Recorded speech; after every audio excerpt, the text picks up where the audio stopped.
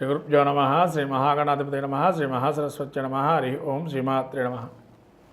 శని వక్రగమనం వల్ల ముఖ్యంగా ఈ యొక్క రాశివారి పరిస్థితి చూస్తే మీన రాశి వారికి జన్మంలో వక్రంలో ఉన్నాడు.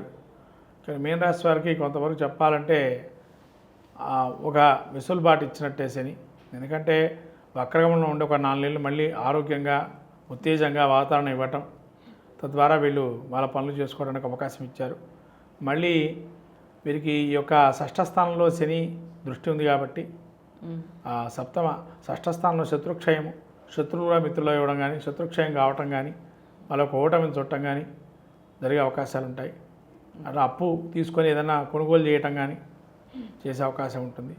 వృత్తిలో కొంత స్తబ్దుగా ఉండడం, పోటీతత్వంగా ఉండడం, దాని నుంచి బయటపడే అవకాశం కూడా ఎక్కువగా ఉంటుంది. అంటే ఎక్కువ ఎంతో శ్రమ చేస్తే తప్ప వృత్తిలో మనకు లాభాలు వచ్చేటువంటి పరిస్థితి ఉండదు. ఎంతో కష్టపడాలి. 100కి 200% కష్టపడటం, లేదా అసూయాద్వేషాలు వీడాలి. ఫస్ట్ అసూయాద్వేషాలు ఉన్నంతకాలం పైకి రాలి. కాబట్టి అసూయాద్వేషాలు వీడి ఖచ్చితంగా మంచి ఫలితాలు పొందుతాడు. కొనుగోలు చేస్తారు కానీ కట్టడానికి ప్రయత్నం చేస్తారు, కానీ మధ్యలో ఆగిపోయే ప్రయత్నం ఉంటుంది. కోర్టు వ్యవహారాలు సమస్యకు పరిష్కారం ఉంటుంది.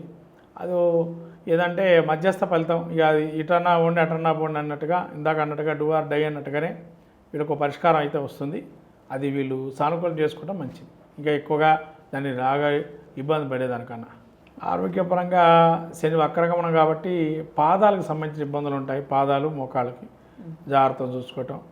తర్వాత అట్లాగే వీళ్ళకి భోజనం చేసేది మితాహార భోజనం చేయండి. అతిగా భోజనం చేయడం, వ్యాయామం ఎక్కువ చేయాలి. ఇవన్నీ చేస్తే కనుక శని యోగాన్ని ఇస్తాడు. విద్యార్థులకి అవయోగమే.